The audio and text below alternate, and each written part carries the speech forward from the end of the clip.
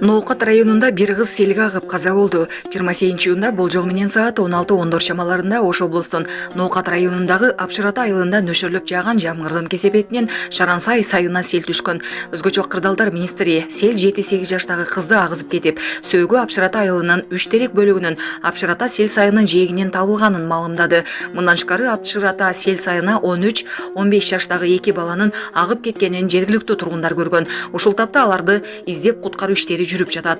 Өзгөчө кырдаалдар министрлиги Ош облустук башкармалыгынын маалыматына караганда 28-июнда жүргөн сел Ноокат районундагы Апшырата айылында 2 көпүрөнү 10 үйдүн коро сарайын каптап, зым карагайларды алып кеткен. Аталган аймакта жол жабык. Жана башка жаңылыктар түрмөгү видеого лайк басып, Манас ТВ каналга катталып, акыркы жаңылыктардан кабардар болуп туруңуз. Мана сен. Мана. Опчу.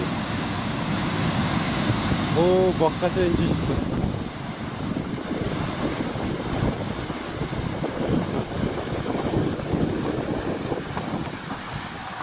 Урматтуу Москва шаарындагы мекендештер, Умбем клиникасы төмөнкү кызматтарды сунуштайбыз. Педиатр, гинекология, стоматология, неврология, хирургия, кардиология, лор, УЗИ жана башка. Андан тышкары массаж жана бардык лабораториялык анализдер. Толук маалымат +7 925 103 22 77. Биздин дарек Москва шаары, метро Нахимовский проспект, Сивашская 7, корпус 2. Сиздин ден соолугуңуз биздин камкордук.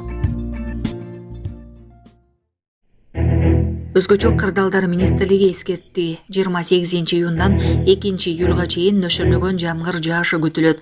Кыргызстанда туруксуз аба ырайы күтүлөт. Бул тууралуу өзгөчө кырдаалдар министрлигинин басма сөз кызматы билдирди. Ведомстводон билдиришкендей, 28-июндан 2-июлга чейин нөшөрлөгөн жаан жаашы күтүлөт. Тоолуу жана Тоо этектериндеги райондордо сел жүрүп, дарыяларда суунун деңгээли көтөрүлүшү мүмкүн.